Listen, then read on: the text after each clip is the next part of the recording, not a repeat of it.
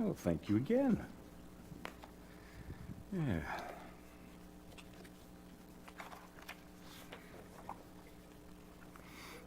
Well, good morning.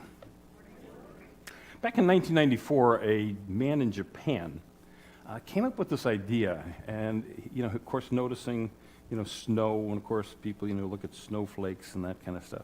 He thought, what if I were to take water and freeze it and look at it under the microscope? Does it turn into crystals and that sort of thing?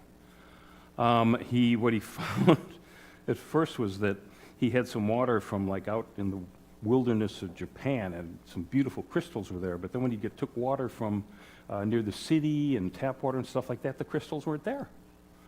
And he was puzzled about that. I'm going to put up the first slide here. This is his picture down here. His name is Masaru Emoto. And he, like all of us, is a spiritual being having a human experience. And so he started thinking, well, is it just the fact that human consciousness affects the water? And so he started an experiment which, lasted almost 20 years with 10,000 different samples of water. He started freezing water and seeing if there were crystals or not. And what he discovered was that people's thoughts, people's intentions, people's words affected the water. Duncan, go ahead and put up the next one there. When people were thinking or talking pleasant thoughts, you'd have a nice crystal like that. But then, Duncan, go ahead and put up the next slide here.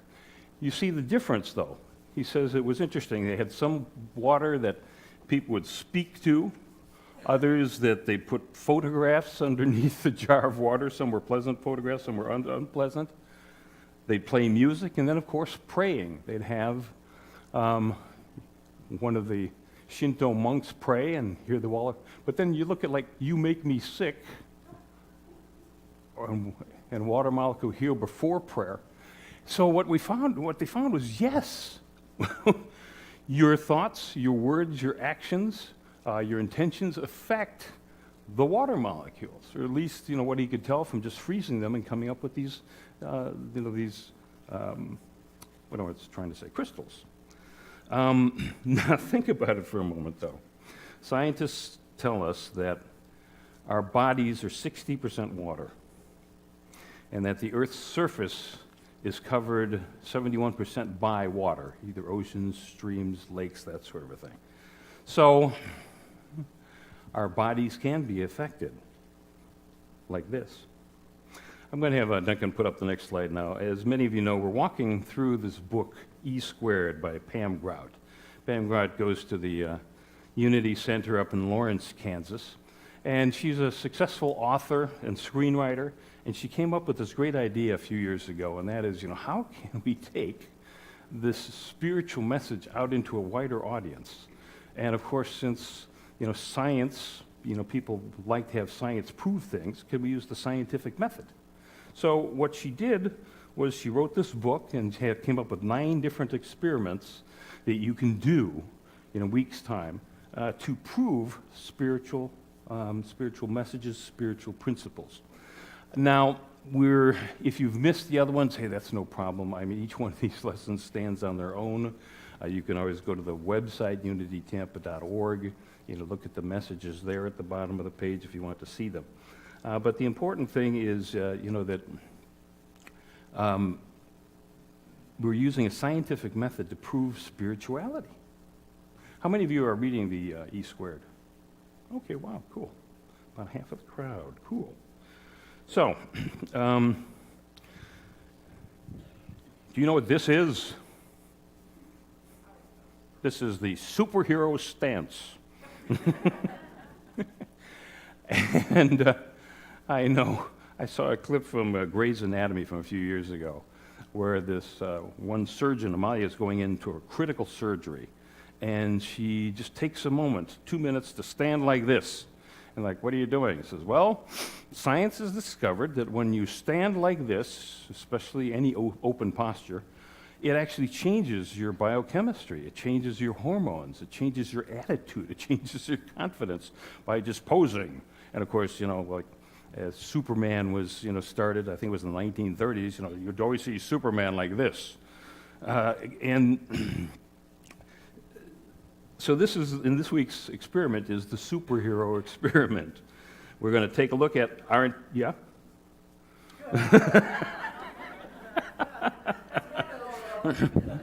Anything you can do, I can do better.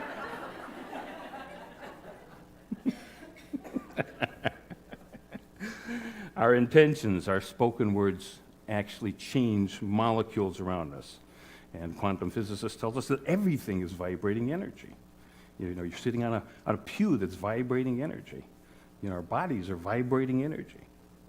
So, in Unity, we talk about this field of potentiality, this field of that actually we call spiritual substance, can be formed into anything through our thoughts, through our words. It can be transformed by the vibrations of our spoken word. And what we discover is that we can heal any part of our life. There's, of course, physical healing, but there's also your occupation. Are you truly doing something that you love to do? Or can you change your attitude about what it is that you're doing? Then there's relationships. You know, what about not just your intimate relationships, but just your friends, your coworkers? And then, of course, cash flow. Hey, you know, it helps to have enough to pay the bills. And then just our spiritual consciousness, our growing spiritual awareness that we are spiritual beings having a human experience. The problem with these concepts, and with the superhero experiment, as Pam Grout notes in her book, is that society teaches us this doesn't work. And I know after, you know, I discovered Unity when I was 30, and I discovered that, you know, why did I go through these 29 years of misery to discover that, hey, this stuff does work? And, you know, the conclusion I came to is that you have to prove who you are not to really understand who you really are. You have to be something that you aren't to be who you truly are. Each of us, and I know Charles Fillmore talks about being willing to embrace the true nature of our being. The fact that we are spiritual beings having a human experience. So, would you like to prove to yourself right now that your thoughts, your attitudes, your words can change what's going on in your body? In the book, Pam Grout talks about applied kinesiology, muscle testing. And I know Carl and I up in Indianapolis, there was a wonderful chiropractor who was connected with Unity of Indianapolis, and she would actually use muscle testing. And that is showing that when you're positive, you have much stronger muscles than when you're negative. So go ahead and just form a circle with your forefinger and your thumb. Now go ahead and interlock the two and pull against, you know, the connection in there. Okay, now let's say something positive. Say, my fingers are strong, and then pull. Okay, now say my fingers are weak, and pull. You notice a slight difference there? You know, the molecules within your body respond to your thoughts and your words. You want to try that again? I'm a wonderful person. I'm a bleep bleep bleep bleep.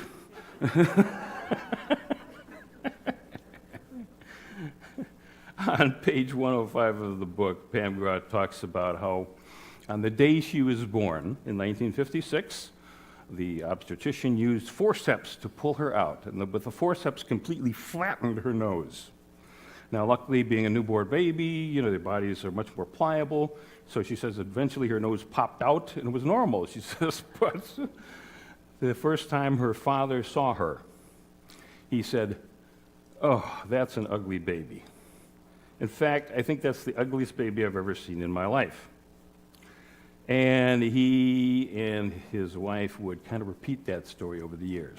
Now think about the effect that had on Pam, and she describes over a few pages just the way she would manifest being ugly until she was well into her 20s. You know, she would break out in acne. She had crooked teeth, the only member of her family who had crooked teeth. Her eyesight, you know, was weak. All of these various things until in her 20s she started looking at basically unity principles and started realizing, wow, wait a minute here, I have brainwashed myself into being ugly.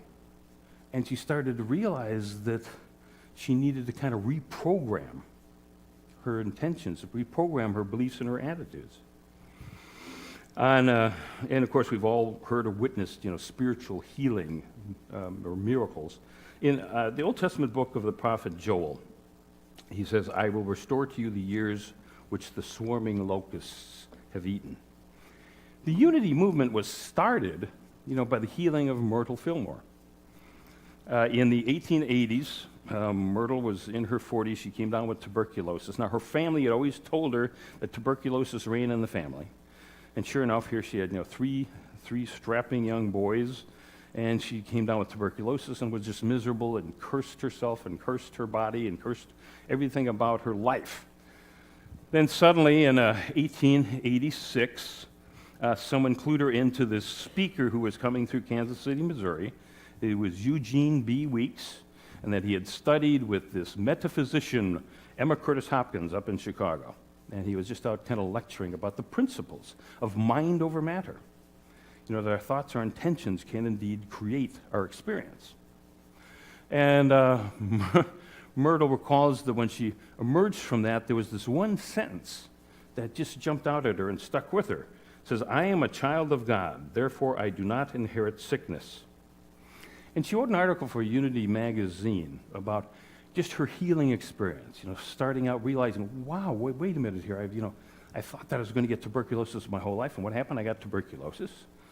What if I were to take time to just kind of meditate every day and unspool all of that? So she said, she talked to the various energy centers in her body, her organs, her tissues. She just kind of thought back to ways, that she had thought so poorly of herself. She said, "I made what I call my discovery. I was thinking about life, and I noticed that life is everywhere. Here is the key to my discovery. Life has to be guided by intelligence in making all forms. The same law works in my body. Life is simply a form of energy, and it has to be guided and directed in man's body by his intelligence. How do we communicate intelligence? By thinking and talking. Then I was guided to talk to the life in every part of my body and have it do just what I wanted. I began to teach my body and got marvelous results. I asked their forgiveness for the foolish, ignorant course that I had pursued in the past, when I had condemned my body parts and called them weak, inefficient, and diseased. I went to each of the life centers in my body and spoke words of truth, words of strength, words of power.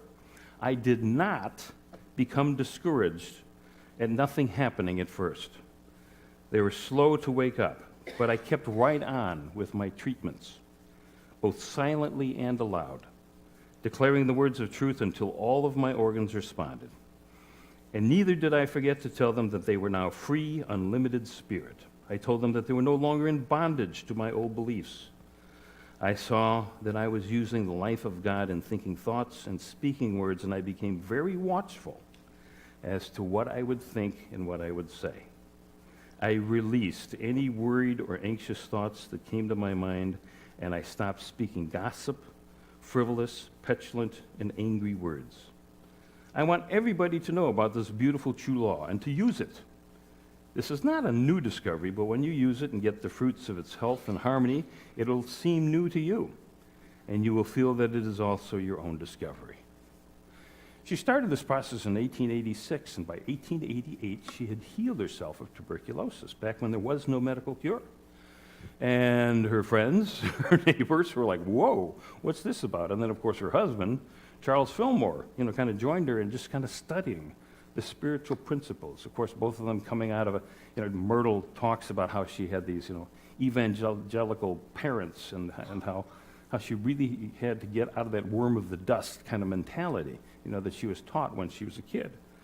And as they studied all of the world's religions and stuff like that, they started seeing these common threads. And of course, here, in the Western Hemisphere, we're very much into materiality. We're in the Eastern Hemisphere. There's that thought, that general paradigm that we teach here in Unity, that we are spiritual beings having a human experience. So, what Myrtle used is what Unity calls denials and affirmations.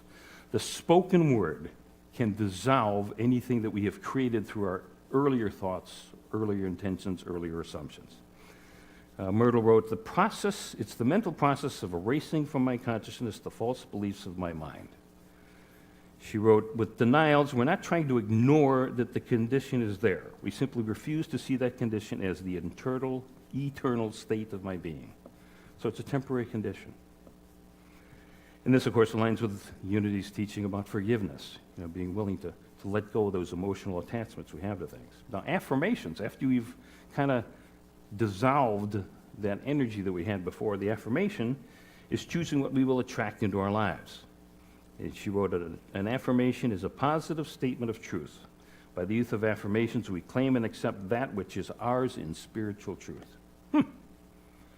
So that's what this superhero experiment is really all about.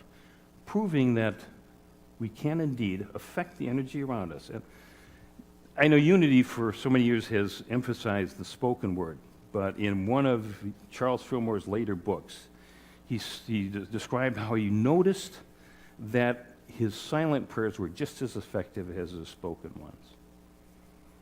And you know how it is living in our society. There are times we're in places where we can't speak our denials and affirmations loud without other people just being in a state of judgment. So don't feel, hemmed in to just having to speak aloud your prayers, but when you can, do so. So, experiment number 6, superhero experiment. I'm going to have Duncan go ahead and put up the slide on this. In this experiment, she says, get a cardboard egg carton and some potting soil so we're going to plant some seeds. What I've discovered is that most garden shops, even Walmart, sells these little things that are about the size of an egg carton. It's called the Jiffy Tomato and Vegetable Greenhouse. And as you see, there are discs. This one particularly has 16 rather than 12. But they're little peat moss discs, and I think it's about $9. So if you want to go that route, everything is set. You just, you water the pellets. And then she says, get a packet of green beans seeds. Go ahead, Duncan, go ahead and put up the experiment there. So get some green bean seeds, about like 50 cents, less than $1. And then get either your cardboard egg carton and potting soil or these Jiffy greenhouses. And just go ahead and put 2 seeds in each one of your little pots, whatever they are. And after you've done that, and by the way, the plastic cover on the Jiffy greenhouse, the reason it's called a greenhouse is you can turn it upside down so that you've actually got, a clear cover over the thing. You can put it in a sunny place. And green beans grow rather quickly. So what she says is, tell the left ones to grow faster than the ones on the right. And then take some time in the days that come, visualize, pray, and speak that. I want the ones on the left thrive, the ones on the right side just slow down, don't grow. And then give it 7 days and see what happens. And I've done this, and it's just astounding as you watch it happen, although it just, deep down, you know it's true, but to actually see it happening in front of your eyes. So write down your observations for the next 7 days, and then by the end of the week, you should see evidence that your intention has indeed manifested. Our closing story is a 3-minute video from Steve Hartman of the CBS Evening News.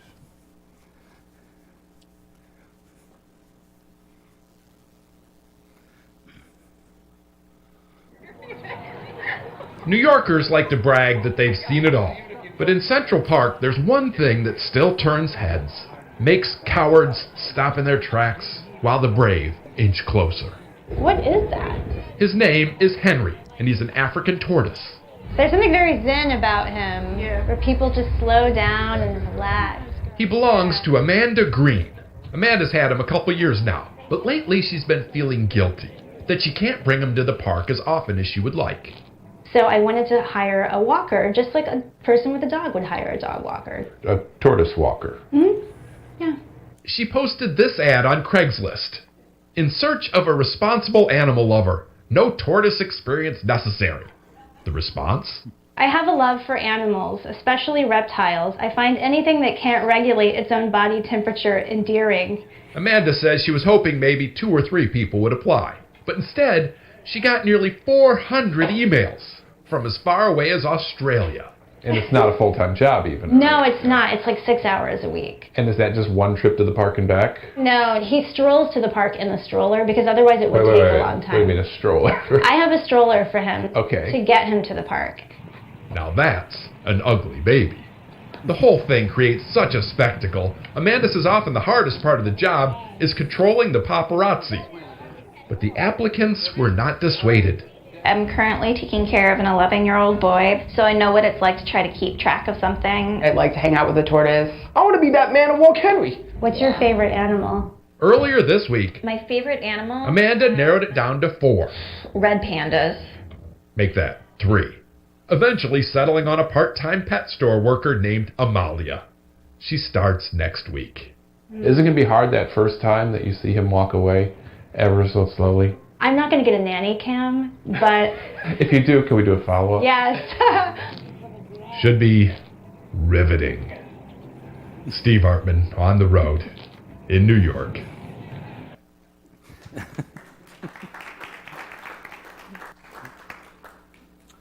From the book of Joel, 2nd chapter. Be glad and rejoice in Jehovah your God, for he has given the early rain for your vindication. He has poured down for you an abundant rain.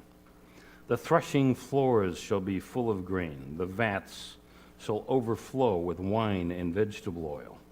I will restore to you the years which the swarming locust has eaten.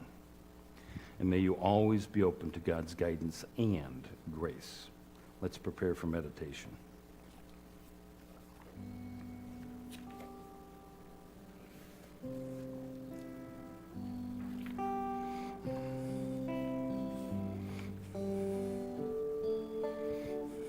When I pray, I feel my heart go deeper, my heart go deeper into my God. When I pray, I feel my heart go deeper, my heart go deeper into my God.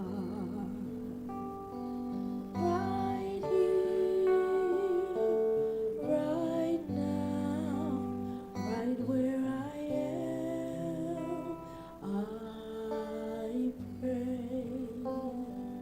Right here, right now, right where I am, I pray. Take a nice deep breath. Close your eyes. Allow your body to relax. Draw your focus from your head down to your heart. And from the heart to the very center of your torso. The gateway of Chi. Allow any illusion of separation between ourselves and God to just melt away.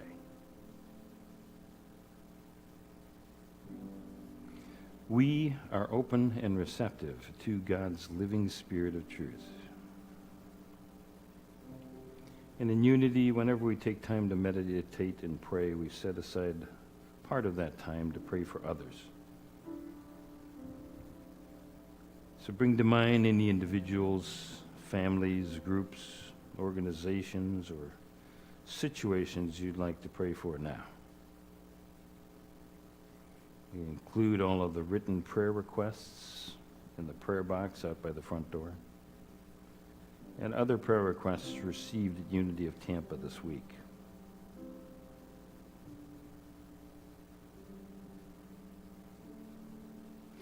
And we see and know that in each of these requests, there's divine substance and divine perfection in and expressing through each of these requests is their highest good, today and every day hereafter.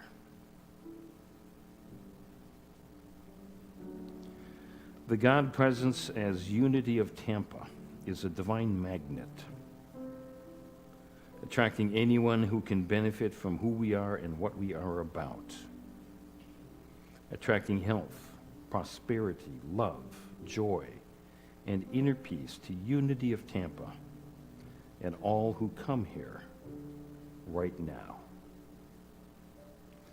And I invite you to take the words I'm about to speak as your own prayer words this morning.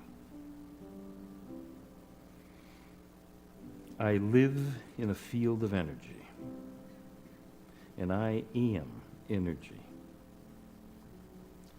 I embrace my ability to affect matter through my thoughts, beliefs, assumptions, spoken words, and prayers.